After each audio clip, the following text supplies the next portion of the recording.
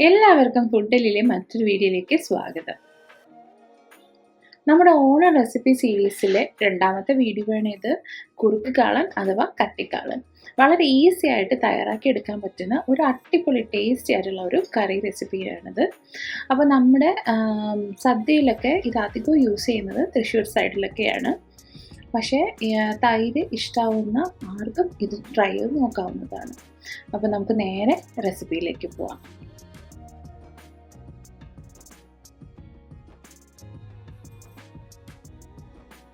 കുറുക്ക് കാളൻ തയ്യാറാക്കാനായിട്ട് നമുക്ക് പച്ചക്കറിയായിട്ട് ആകെ വേണ്ടത് ഇതുപോലൊരു പച്ചക്കായും കുറച്ച് ചേനയാണ്. അപ്പം ഞാനിവിടെ ഒരു 4 മുതൽ 5 പേർക്ക് സദ്യയിൽ വിളമ്പാനുള്ള ക്വാണ്ടിറ്റിയിലുള്ള കാളനാണ് തയ്യാറാക്കുന്നത്. അതിനായിട്ട് ഇതുപോലൊരു 3/4 ഭാഗം കായ മതിയാകും. ഇതുപോലെ നമുക്ക് ബൈറ്റ് സൈസ് ആയിട്ടുള്ള പീസസ് ആയിട്ട് കട്ട് ചെയ്തെടുക്കാം.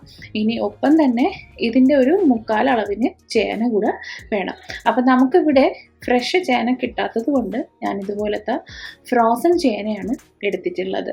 അപ്പോൾ ഇത് നമുക്ക് ഇതുപോലെ തന്നെ ബൈറ്റ് സൈസ് പീസസ് ആയിട്ട് കട്ട് ചെയ്തെടുക്കാം. ചേന ക്ലീൻ ചെയ്ത് കട്ട് ചെയ്യുന്ന സമയം കൊണ്ട് കായ കറുത്തു പോവാതിരിക്കാനാണ് നമ്മളിതുപോലെ വെള്ളത്തിലിട്ട് വയ്ക്കുന്നത്.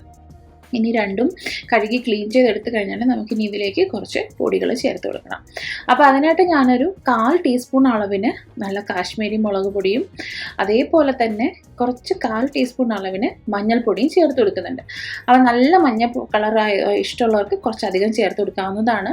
ഒപ്പം തന്നെ ഒരു 1/4 ടീസ്പൂൺ അളവിന് ഉപ്പും നമ്മുടെ കുരുമുളക് പൊടിയും കൂടെ ചേർത്ത് ഇത് വേവിക്കാൻ ആവശ്യത്തിനുള്ള വെള്ളവും ചേർത്തതിന് ശേഷം നമുക്കൊന്ന് വേവിക്കാനായിട്ട് അടുപ്പിലേക്ക് വെച്ച് കൊടുക്കാം. നമ്മുടെ കുറുക്ക് കാളൻ്റെ റിട്ടേൺ റെസിപ്പി ലിങ്ക് ഡിസ്ക്രിപ്ഷനിൽ ആഡ് ചെയ്തിട്ടുണ്ട്. വായിക്കാൻ താല്പര്യമുള്ളവർക്ക് വായിക്കാവുന്നതാണ്. ഒരു മീഡിയം ഫ്ലെയിമിലിട്ട് നമുക്കിത് നന്നായിട്ട് വെന്ത് വരുന്നത് വരെ ഒന്ന് വേവിച്ചെടുക്കാം. ഇതായിപ്പോൾ ഒരു 10-15 മിനിറ്റോളം കഴിഞ്ഞപ്പോഴത്തേക്കും ആ ഒഴിച്ച വെള്ളമൊക്കെ വറ്റിയിട്ട് ഈ കായയും ഇതൊക്കെ ഒന്ന് വെന്ത് വന്നിട്ടുണ്ട്.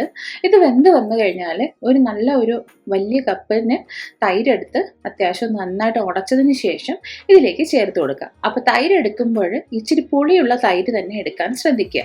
അപ്പോൾ തൈര് ആഡ് ചെയ്ത് കഴിഞ്ഞാൽ ഫ്ലെയിം നന്നായി കുറച്ച് വളരെ ലോ ഫ്ലെയിമിൽ വെച്ച് തന്നെ ഇടയ്ക്കിടയ്ക്ക് ഇളക്കി ഇതൊന്ന് വേവിച്ചെടുക്കാൻ ശ്രദ്ധിക്കുക. അപ്പോൾ തൈരും നന്നായിട്ട് ഇതുപോലെ ലോ ഫ്ലെയിമിൽ കിടന്ന് നല്ലപോലെ ഒന്ന് ചൂടായി വരണം. എന്നാൽ ഫ്ലെയിം ഒരുപാട് അങ്ങ് കൂട്ടി വെച്ച് നമുക്ക് തിളപ്പിക്കാൻ ശ്രമിച്ചാൽ തൈര് പിരിഞ്ഞു പോകാൻ സാധ്യതയുണ്ട്. അങ്ങനെ ഉടഞ്ഞു പോവാതിരിക്കാൻ വേണ്ടിയിട്ടാണ് ചെറു തീയിലിട്ട് ഇളക്കി ഈ തൈരൊന്ന് കുറുക്കിയെടുക്കാനായിട്ട് പറഞ്ഞത്. അപ്പോൾ ഇത് നമുക്കതവിടെ കുറുക്കിയെടുക്കാനായിട്ട് വെയിറ്റ് ചെയ്യുന്ന ടൈമിൽ ഇതിലേക്ക് ചേർക്കാനുള്ള തേങ്ങേൻ്റെ അരപ്പ് കൂടെ റെഡിയാക്കി എടുക്കാം. ഞാൻ 1 കപ്പ് തേങ്ങയും ഒരു 1/4 ടീസ്പൂൺ ജീരകവും അതുപോലെ ഒരു 2 അല്ലെങ്കിൽ 3 പച്ചമുളക് കൂടെ ചേർത്ത് കൊടുക്കുന്നുണ്ട്. ഒരു 2 അല്ലി കറിവേപ്പിലയും കൂടെ ചേർത്ത് വളരെ കുറച്ച് വെള്ളവും ചേർത്ത് ഒന്ന് അരച്ചെടുക്കുവാണ്. അത്യാവശ്യം നല്ല രീതിയിൽ തന്നെ ഇതൊന്ന് അരച്ചെടുക്കാൻ ശ്രദ്ധിക്കുക. ഇത് നല്ലപോലെ അരഞ്ഞെടുത്തിട്ടുണ്ട്.